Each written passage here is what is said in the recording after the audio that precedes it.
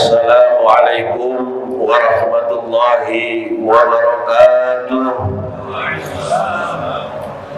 Alhamdulillahi rabbil alamin, wassalatu wassalamu ala asrafil anbiya'i wal mursalin wa ala alihi wa ashabihi ajma'in, amma ba'du. Faqad qala Allah ta'ala fi kitabihil karim, a'udzu billahi minasy syaithanir rajim. Ya ayyuhalladzina amanu kutiba alaikumus syiyamu kama kutiba alal ladzina min qablikum la'allakum tattaqun. Shadaqallahul aliyyul azim. Jamaah subuh Masjid Al-Muhajirin yang dimuliakan Allah Subhanahu wa taala, mengawali taklim kita di hari kedua bulan Ramadan ini, mari kita sama-sama meningkatkan syukur kita kepada Allah Subhanahu wa taala atas segala nikmat dan karunia-Nya. Allah limpahkan kepada kita nikmat iman, Islam, ihsan, nikmat sehat walafiat, dan nikmat kesempatan untuk melaksanakan kebaikan-kebaikan. Mudah-mudahan nikmat-nikmat itu dengan kita syukuri, Allah akan tambahkan di kemudian hari. Amin ya rabbal alamin. Shalawat dan salam kita sampaikan kepada baginda Rasulullah Muhammad sallallahu alaihi wasallam, dan mudah-mudahan kita senantiasa mendapatkan syafaatnya fid dini wad dunya wal akhirah. Bapak dan Ibu jamaah subuh yang dimuliakan Allah Subhanahu wa taala, mengingatkan kepada kita semua dengan memasuki bulan Ramadan tahun 1445 Hijriah ini, mudah-mudahan kita tidak tergolong orang yang rugi ketika berjumpa dengan bulan Ramadan. Karena kata Rasulullah SAW, ada 4 golongan orang yang rugi ketika berjumpa dengan Ramadan. Golongan yang pertama adalah orang yang menganggap Ramadan ini seperti bulan-bulan biasa. Oleh karena itu maka janganlah sampai kita menjadikan bulan Ramadan ini seperti biasa, sehingga amalan kita di bulan Ramadan ya biasa-biasa saja. Tentunya kita harus meningkatkan di bulan Ramadan ini amalan-amalan dengan sebaik-baiknya. Paling tidak ada 3 amalan yang harus kita tingkatkan. Yang pertama adalah amalan sholat. Kita tingkatkan kualitas dan kuantitasnya. Yang tadinya kita hanya melaksanakan sholat wajib, maka di bulan Ramadan ini qobliyah dan badiahnya, rawatibnya harus kita pelihara. 2 rakaat sebelum subuh, 4 rakaat sebelum zuhur, 2 rakaat sesudah zuhur, dan 2 rakaat sesudah maghrib, 2 rakaat sesudah isya, paling tidak kita pertahankan. Dan ditambah lagi sholat taraweh, karena sholat sunnah yang ada di bulan Ramadan yaitu sholat taraweh, dan sholat taraweh tidak ada di bulan lain. Oleh karena itu Bapak dan Ibu, mari kita jadikan bulan Ramadan ini tidak seperti biasanya bulan-bulan selain Ramadan. Orang yang kedua yang rugi ketika berjumpa dengan bulan Ramadan, kalau yang orang ini hanya menahan lapar dan dahaga saja. Mudah-mudahan laparnya kita di siang hari, dahaganya kita di siang hari, dari malam sudah kita niatkan lillahi ta'ala, maka mari kita laksanakan ibadah puasa ini penuh dengan zikir kepada Allah, penuh dengan penghayatan kepada Allah. Yang ketiga, orang yang rugi ketika bulan Ramadan adalah orang yang tidak memanfaatkan waktu dengan sebaiknya di bulan Ramadan. Waktu yang sama 24 jam, maka dimanfaatkanlah oleh kita di dalam bulan Ramadan ini, sehingga setiap saat kita memanfaatkan waktu untuk berzikir kepada Allah Subhanahu wa taala. Yang terakhir, yang keempat, golongan orang yang rugi ketika bulan Ramadan adalah orang yang tetap melaksanakan maksiat di bulan Ramadan. Itulah orang yang rugi. Sebelum bulan Ramadan berbuat bohong, Ramadan masih bohong juga, rugi.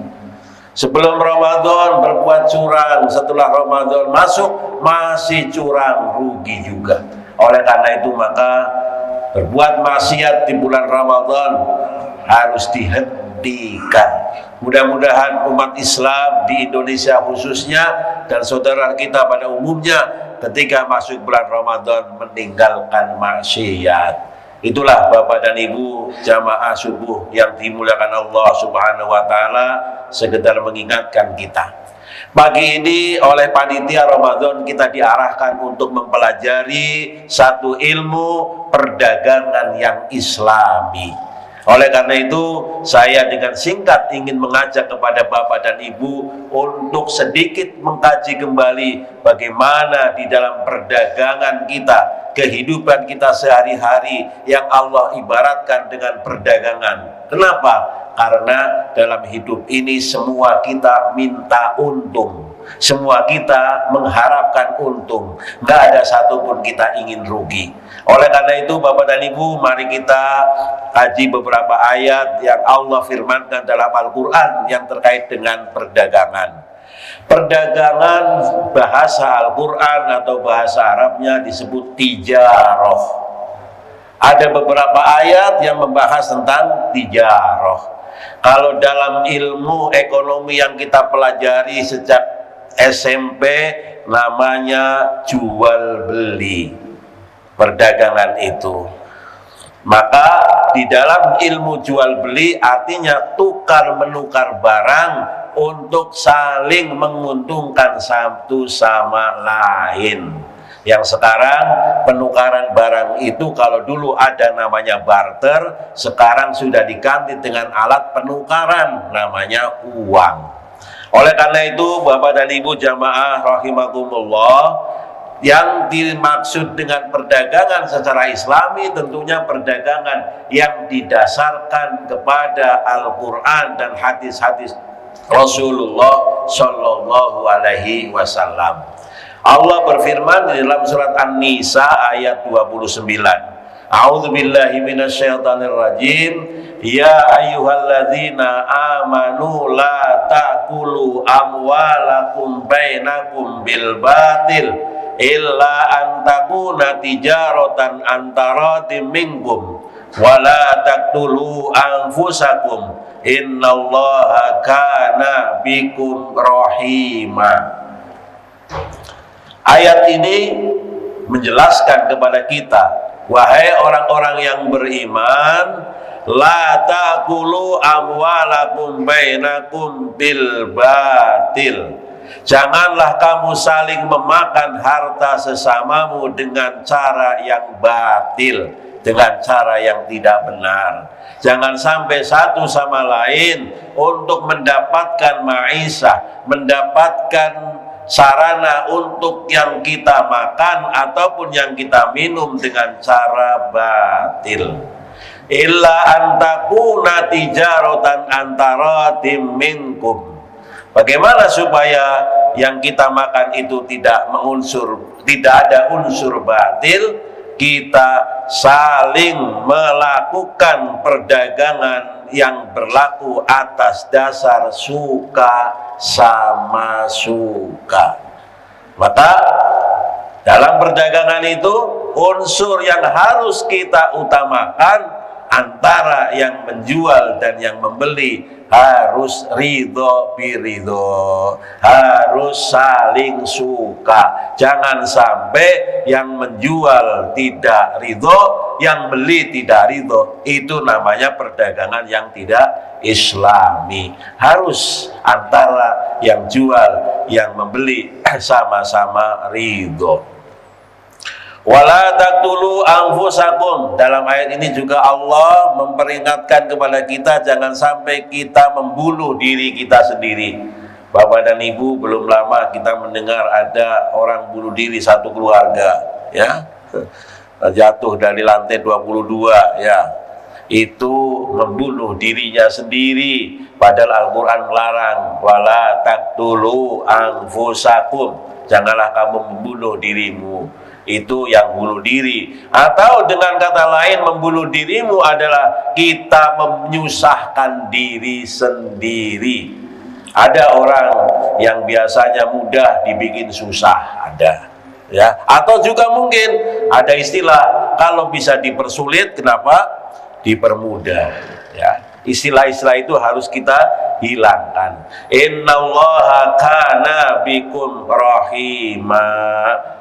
Sesungguhnya Allah itu maha penyayang kepada kita semua. Bapak dan Ibu yang dimuliakan Allah Subhanahu wa taala, jadi yang pertama bahwa yang namanya perdagangan itu harus ridho birridho, harus suka sama suka. Yang kedua dalam surat Al-Jumu'ah ayat 11 ya.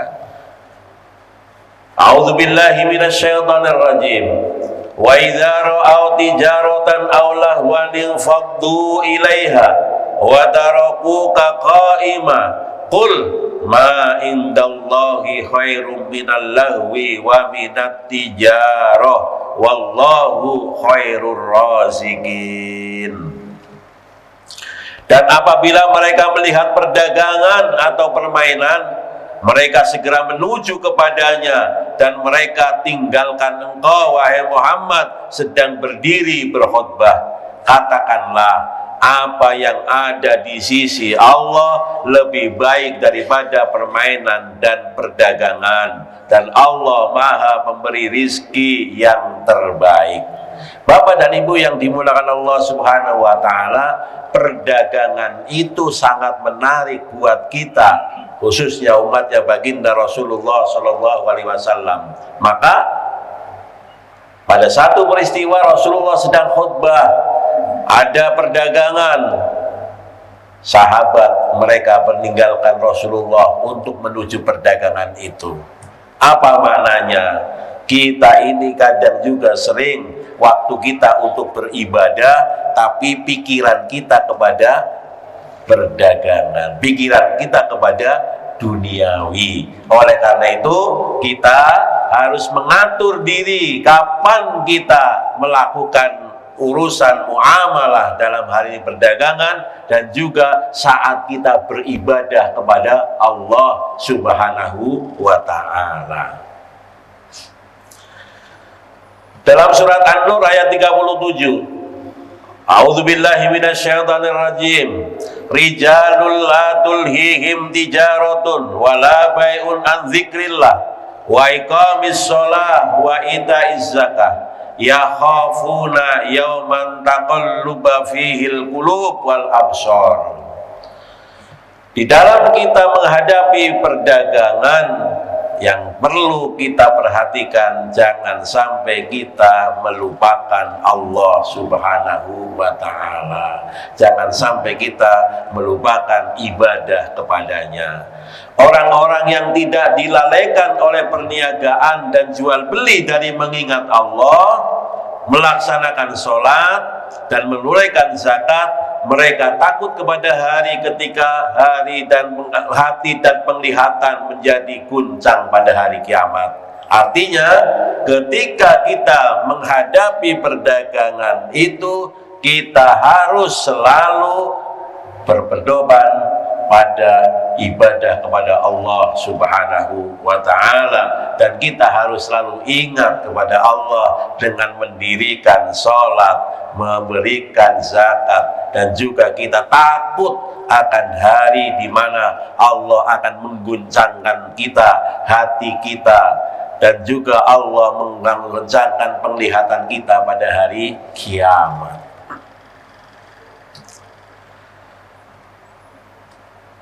Dalam surat At-Taubah ayat 24, A'udzubillahi minasyaitonir rajim.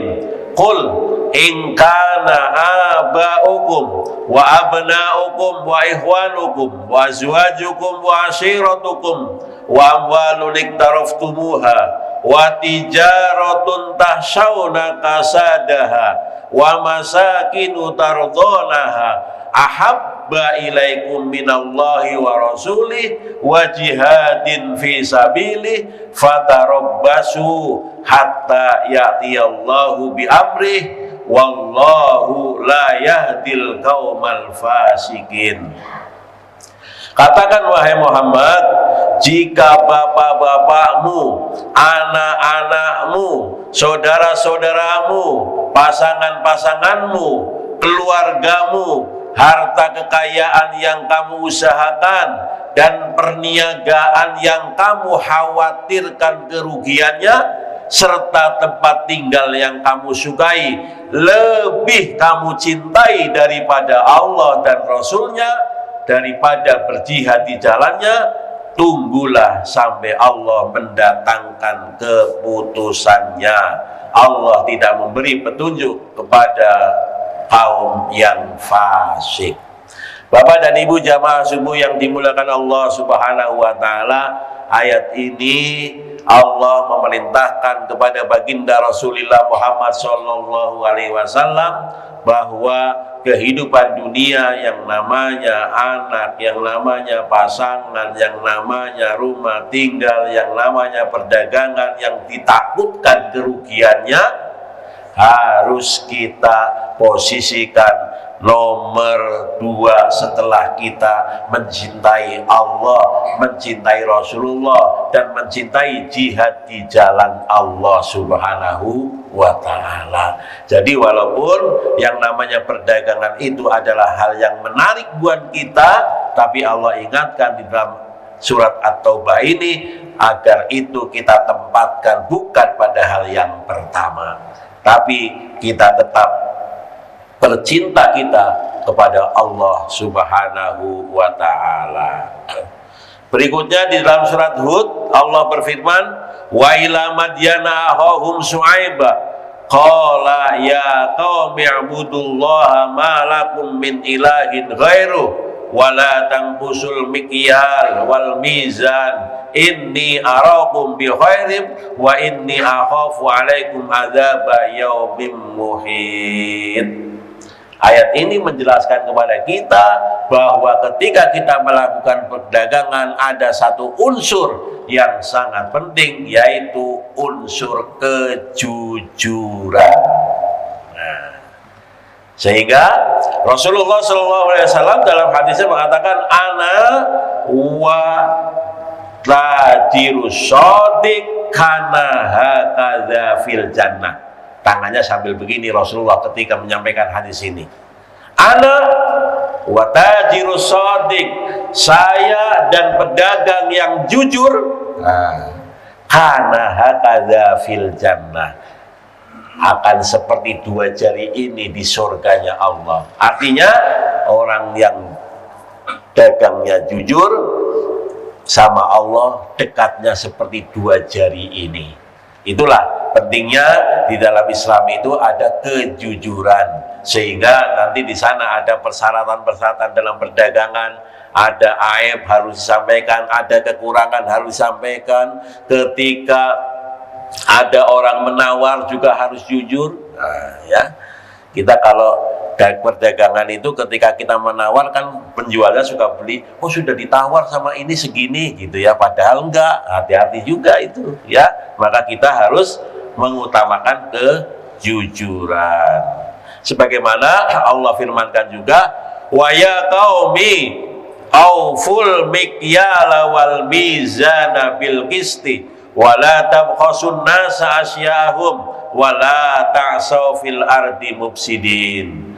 Wahai kaumku, penuhilah takaran dan timbangan dengan adil. Janganlah kamu merugikan manusia akan hak-hak mereka, dan janganlah kamu membuat kejahatan di bumi dengan menjadi perusak. Inilah Allah perintahkan juga kepada kita bahwa kita harus menyempurnakan takaran, jangan dikurang-kurangi dalam penimbangan. Sehingga Allah berfirman di dalam ayat lain, wa wailul lil mutaffifin, neraka wel bagi orang yang curang. Jadi orang-orang yang curang dalam segi apapun itu sudah disiapkan oleh Allah di nerakanya yang namanya neraka wel. Maka kecurangan ini Allah ibaratkan dalam perdagangan, walaupun hakikatnya dalam kecurangan ini banyak sekali dilakukan kecurangan dalam kehidupan di dunia ini. Jadi orang-orang yang melakukan kecurangan berarti dia siap menuju kepada neraka welnya Allah Subhanahu wa ta'ala. Satu ayat lagi yang menegaskan bahwa kita di dalam hidup ini, khususnya dalam perdagangan, tidak boleh curang, tidak boleh mengurangi takaran. Wala taqrabu malal yatim illa billati hiya ahsan hatta yablugha ashuddah wa auful kaila wal mizana bil qisti wala nukallifu nafsan illa wus'aha wa idza qultum fa'dilu walau kana dza qurba wa bi ahdillahi aufu dzalikum wasyaqum bihi la'allakum tadhakkarun. Dan janganlah kamu mendekati harta anak yatim kecuali dengan cara yang lebih bermanfaat sampai dia mencapai usia dewasa, dan sempurnakanlah takaran dan timbangan dengan adil. Kami tidak membebani seseorang melainkan menurut kesanggupannya.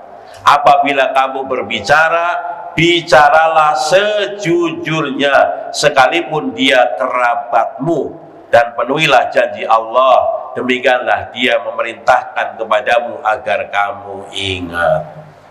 Ayat ini memberikan pelajaran kepada kita. Pertama, hati-hati dengan anak yatim, hartanya jangan sampai diambil, jangan sampai dimakan ya secara zalim ya. Untuk negara kita dalam satu undang-undang kan dikatakan bahwa anak yatim miskin adalah urusan negara. Kalau yang ngurus negara nggak ngurusin anak yatim, hati-hati itu ya, berarti dia termasuk mengkhianati anak yatim ya. Kemudian kita juga disuruh oleh Allah Subhanahu wa taala wa'iful qala bil wal mizana bil qisti, memberikan takaran dan timbangan itu harus yang tepat. Dan juga kita harus adil, walaupun kepada keluarga kita sendiri, walaupun kepada anak sendiri, itu harus berbuat adil itu. Walaupun kepada anak pasti kita cenderung membela, tapi kalau salah ya jangan dibela. Kalau anak keluarga salah tetap kita bela, berarti dia tidak melakukan sebuah keadilan.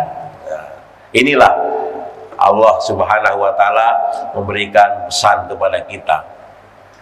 Berikutnya Bapak dan Ibu jamaah yang dimuliakan Allah Subhanahu wa taala, di dalam surat Al-Baqarah ayat 282, itu ayatnya sangat panjang. Nanti Bapak Ibu bisa dibaca.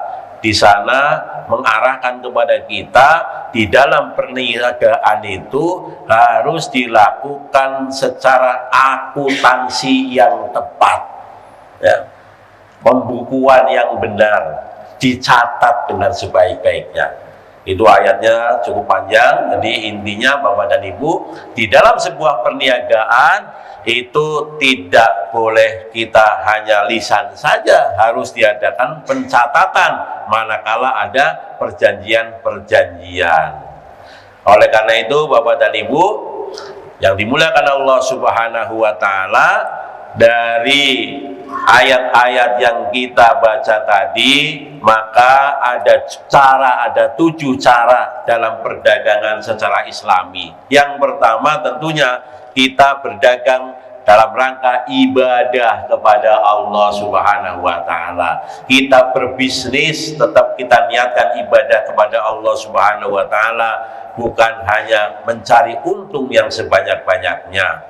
Yang kedua, di dalam perdagangan itu harus memenuhi rukun jual beli ya. Jual beli rukunnya itu diantaranya ada penjual, ada pembeli, ada barang.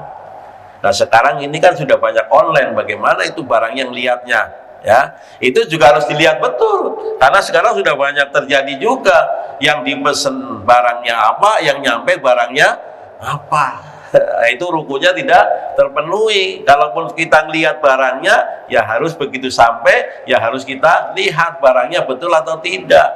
Itu bisa saja yang dibeli barangnya, yang dilihatkan barangnya bagus, begitu sampai barangnya tidak bagus. Maka kita harus lakukan satu cara dengan baik, misalnya begitu sampai bukannya kita videokan ya, sampai betul-betul yakin bahwa yang kita beli adalah yang kita butuhkan, yang kita perlukan. Dan ini sudah banyak terjadi ketika sampai barangnya banyak pembeli yang menyesal dengan pembelian itu, tidak memenuhi rukun daripada jual beli itu. Oleh karena itu harus memenuhi rukun.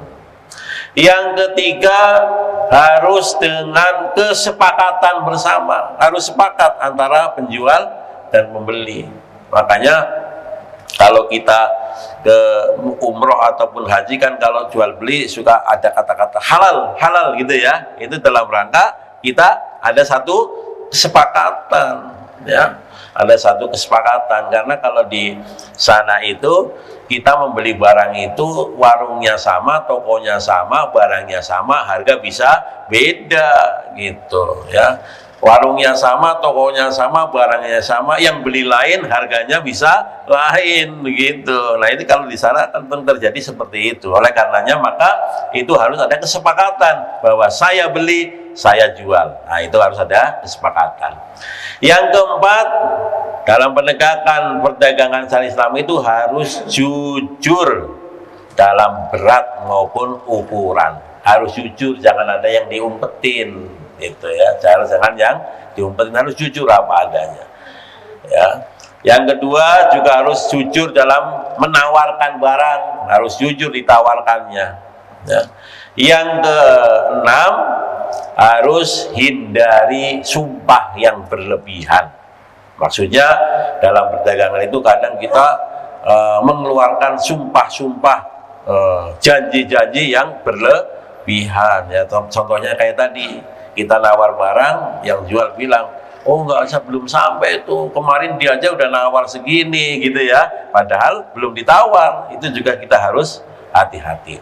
Yang terakhir, dalam jual beli itu kita harus melakukan pembukuan atau akuntansi secara baik. Bapak dan Ibu jamaah subuh yang dimuliakan Allah Subhanahu wa taala, sebagai penutup saya ingin menyampaikan Quran surat As-Saff ayat 10 sampai dengan ayat 14 yang dimaksud dengan hakikat perdagangan ya. Perdagangan duniawi kita lakukan, tapi hakikat perdagangan itu kata Allah Subhanahu wa taala, ya ayyuhalladzina amanu hal adullukum ala tijaratin tunjikum min adzabin alim. Wahai orang-orang yang beriman, maukah kamu aku tunjukkan suatu perdagangan yang dapat menyelamatkan kamu dari azab yang pedih? Jadi ada dagang di dunia untung duniawi, tapi ini Allah tawarkan ada perdagangan yang bisa menyelamatkan dari azab yang pedih nanti di akhirat. Apa itu? Tu'minuna billahi wa rasulih wa tujahiduna fi sabilillahi bi amwalikum wa anfusikum dzalikum khairul lakum in kuntum ta'lamun. Yaitu caranya kamu beriman kepada Allah dan Rasulnya dan berjihad di jalan Allah dengan harta dan jiwamu. Yang demikian itu lebih baik bagimu jika kamu mengetahui. Ya. Bukan hanya itu saja, nanti yaghfir lakum dzunubakum wa yudkhilkum jannatin tajri min tahtihal anhar wa masakin thayyibatan fi jannatin adn dzalikal fawzul azim. Jika kamu beriman dan berjihad di jalan Allah, niscaya Allah akan mengampuni dosa-dosamu dan memasukkanmu ke dalam surga yang mengalir di bawahnya sungai-sungai dan tempat-tempat tinggal yang baik di dalam surga Aden. Itulah kemenangan yang agung. Wa ukhra tuhibbunaha nasrun minallahi wa fathun qarib wa basyiril mu'minin. Dan juga ada balasan lain yang kamu sukai. Apa itu? yaitu pertolongan dari Allah dan kemenangan yang dekat waktunya. Sampaikanlah berita gembira kepada orang-orang yang beriman. Bapak Ibu jamaah subuh yang dimuliakan Allah Subhanahu wa taala, sebagai kata penutup, kita sekarang sudah berada di bulan Ramadan. Itu adalah sarana untuk meningkatkan keislaman dan keimanan kita, untuk meraih ketakwaan. Oleh karena itu, maka di dalam bulan Ramadan ini, yuk kita sama-sama melatih diri kita untuk melakukan dua hal. Yang pertama adalah ihsan, yang kedua ikhlas.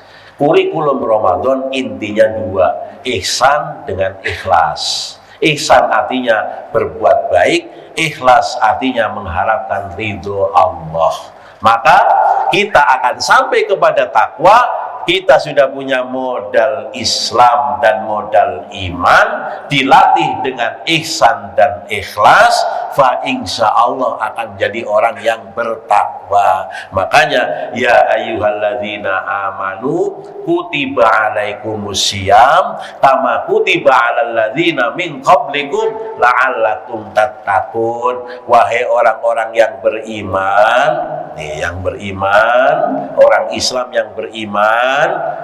Kalau belum beriman susah untuk puasa, ya. Orang Islam yang belum beriman susah untuk puasa. Makanya yang dipanggil orang yang beriman. Kutiba alaikumusiyam, diwajibkan atas kamu berpuasa. Prakteknya puasa itu siang hari kita nggak makan, malam hari kita sholat taraweh, tadarus Al-Quran, ditambah lagi sodako, bisa siang bisa malam. Itu adalah kebaikan-kebaikan yang Allah ajarkan. Tentunya didasarkan kepada lillahi ta'ala, maka baru la'allakum tattaqun. Jadi untuk meraih jenjang takwa ada 5 tahapan: muslim, mukmin, muhsin, mukhlis, baru muttaqin. Mudah-mudahan kita semua yang baru memasuki hari kedua di bulan Ramadan ini bisa menuju satu ketakwaan dengan cara di bulan Ramadan ini kita perbanyak ihsan, kita perbanyak ikhlas. Mudah-mudahan kita menjadi muttaqin. Jadi kurikulum kita 5: muslim, mukmin, muhsin, mukhlis, muttaqin. Mudah-mudahan kita semua di akhir Ramadan ini akan menjadi orang-orang yang takwa, di samping kita nanti akan beridul fitri. Terima kasih atas segala perhatiannya. Mudah-mudahan di dalam bulan Ramadan ini Allah membimbing kita terus sehingga kita menjadi orang-orang yang imannya bertambah menuju takwa kepada Allah Subhanahu wa taala. Billahi taufik wal hidayah. Wassalamualaikum warahmatullahi wabarakatuh.